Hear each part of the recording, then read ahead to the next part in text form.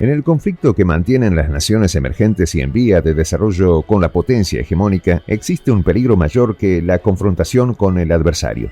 Este fantasma es la amenaza representada por la disidencia y la traición que llega a correr las estructuras internas del Estado, provocando su caída. Es así como la Federación Rusa debió probar recientemente un amargo sorbo de este veneno, cuando miembros de fuerzas paramilitares que hacen vida en la nación eslava atentaron contra la estabilidad del gobierno, por lo que el Kremlin debió actuar rápida y enérgicamente para enmendar la situación. Los detalles a continuación.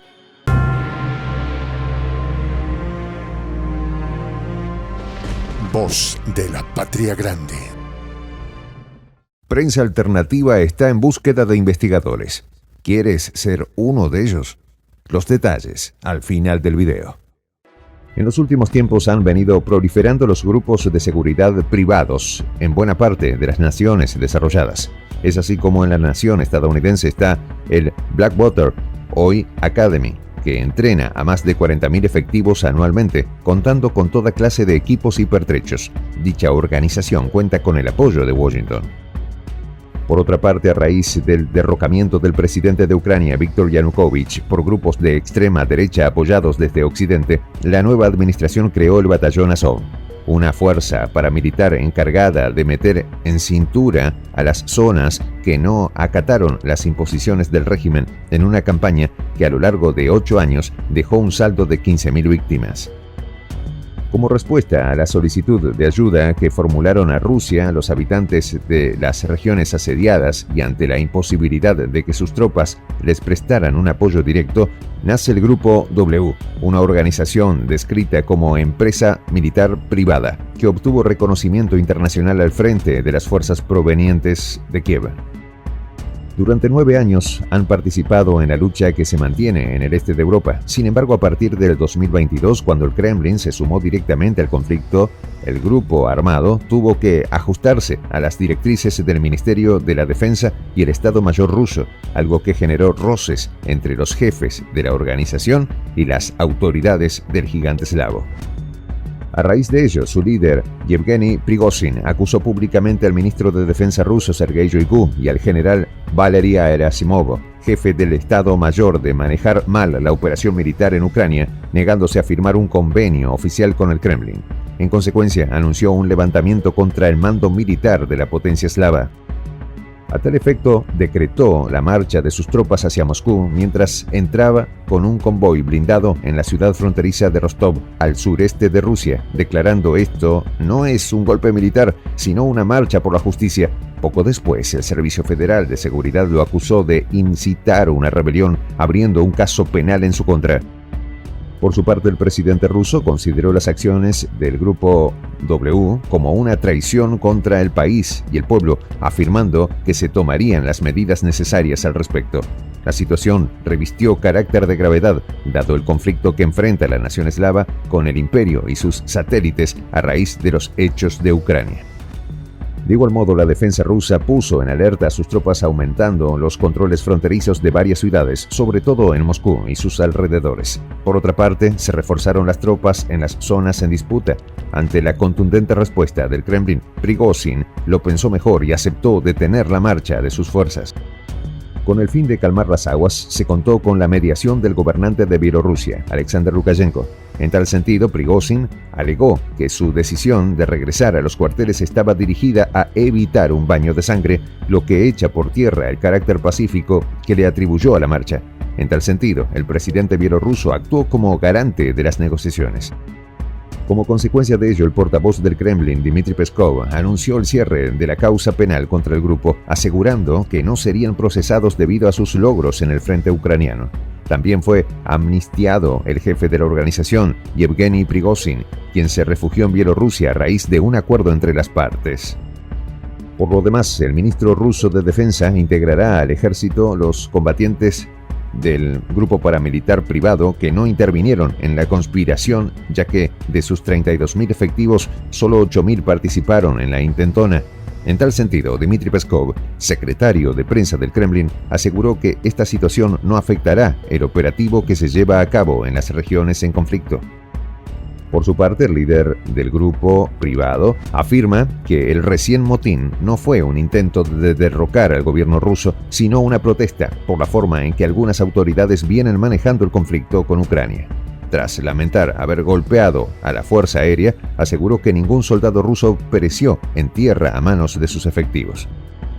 Además, agradeció el papel mediador llevado a cabo por Lukashenko, quien ayudó a resolver el conflicto por la vía de la jurisdicción legítima.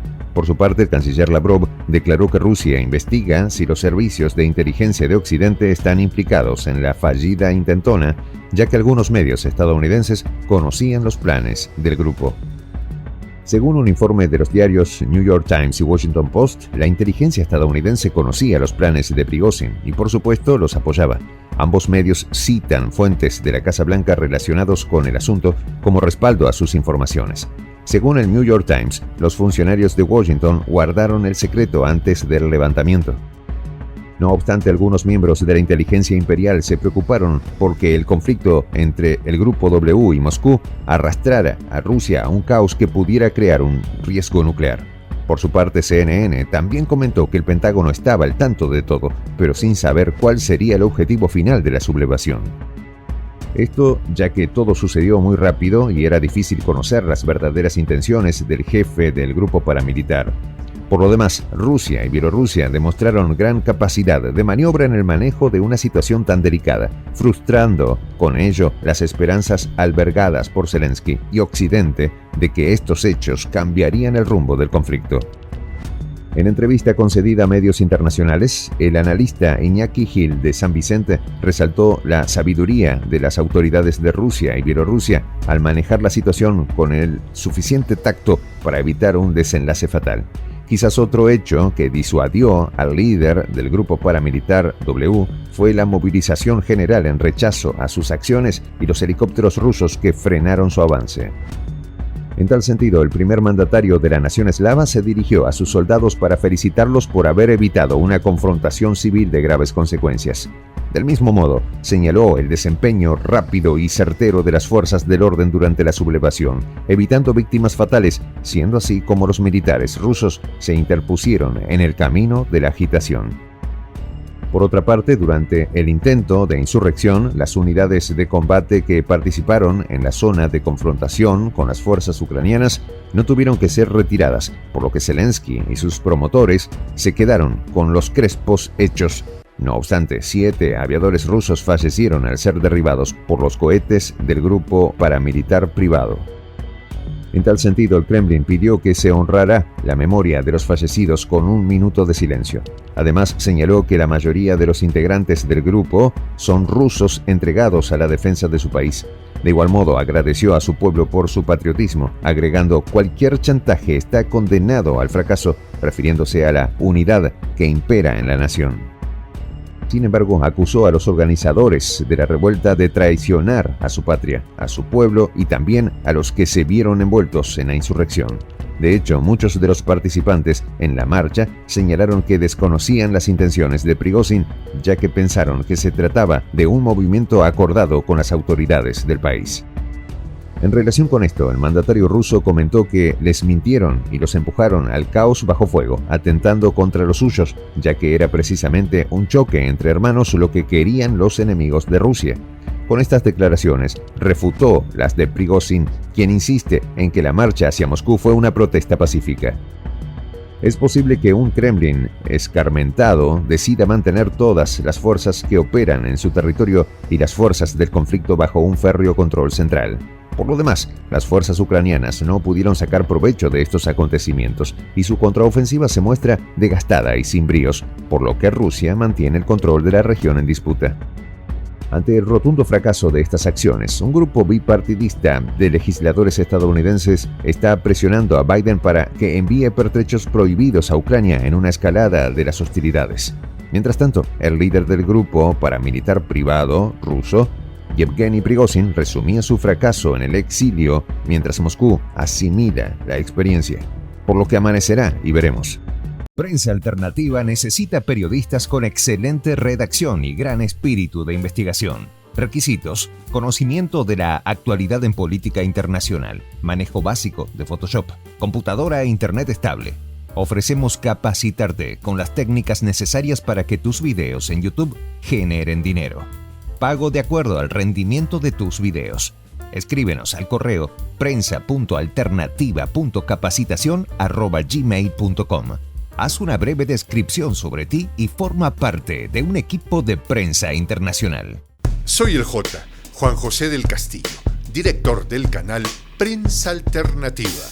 Si quieres ser parte de la comunidad de la Patria Grande, suscríbete a nuestro canal. Si es que quieres que te lleguen las notificaciones cada vez que subimos un video, activa la campanita. Si quieres apoyar a nuestro canal económicamente, puedes hacerlo a través de PayPal. El enlace está en la descripción del video. A nombre del equipo de Prensa Alternativa, me despido con esta expresión en el quechua milenario, Tupananchis Kama, cuya traducción es hasta volvernos a encontrar.